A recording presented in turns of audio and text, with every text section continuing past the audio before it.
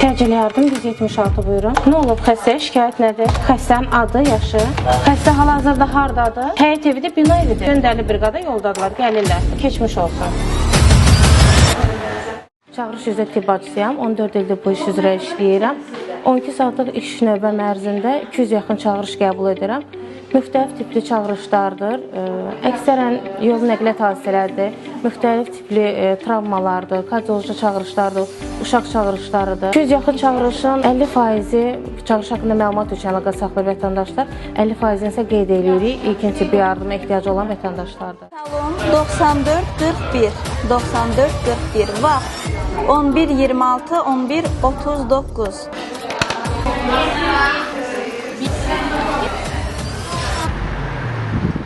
Əsassız çağırışlar təcili yardım praktikasında çoxdur.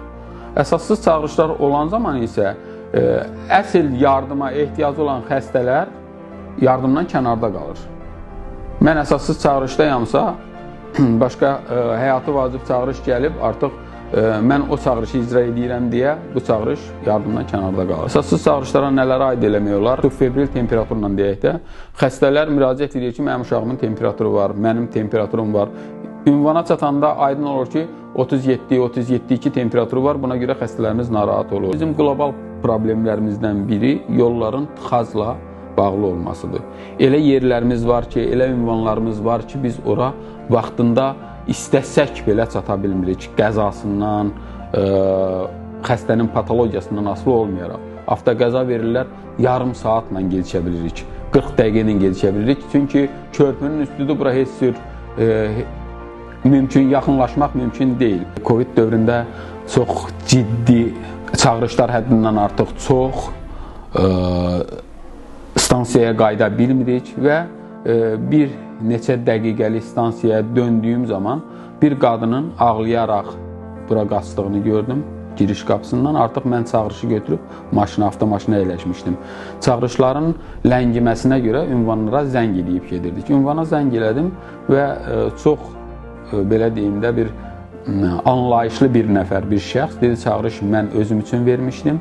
Hal-hazırda yaxşıyam, çağırışlarınız çoxdur, çox sağ olun, digərlərinə yardım edin siz. Anafilaktik şokla evdə xəstəni qoyub təcil yardıma o qədər yüklənmələr vardı ki, düşə bilmirdik.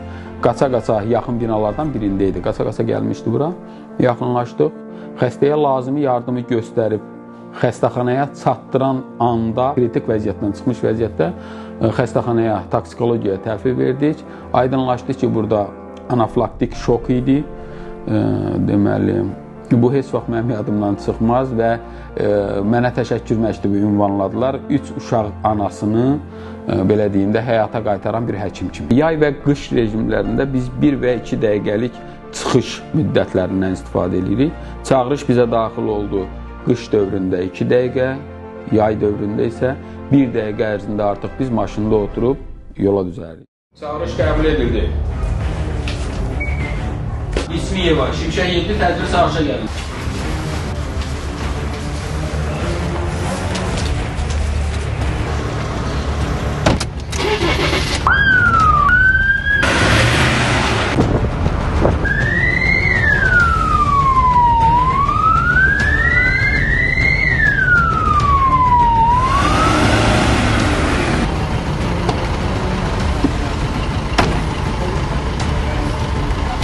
Sağ olun, təcili çağırışsız. Nə olub, nə baş verir? Əsəbləşib, gərginləşib, stres keçirdi.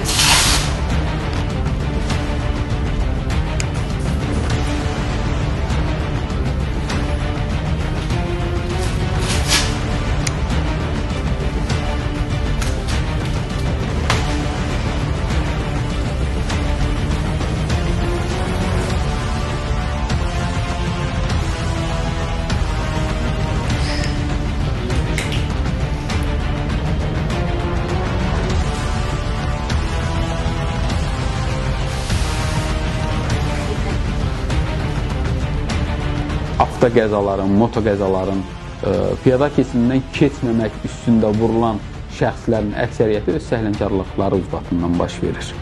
Bu zamanda məcburiyyət qarşısında təcili yardıma müraciət edilir. Deməli, səhlənkarlıq eləməyib, deyilənlərə düzgün riayət eləsələr, bizimlə də rastlaşmazlar.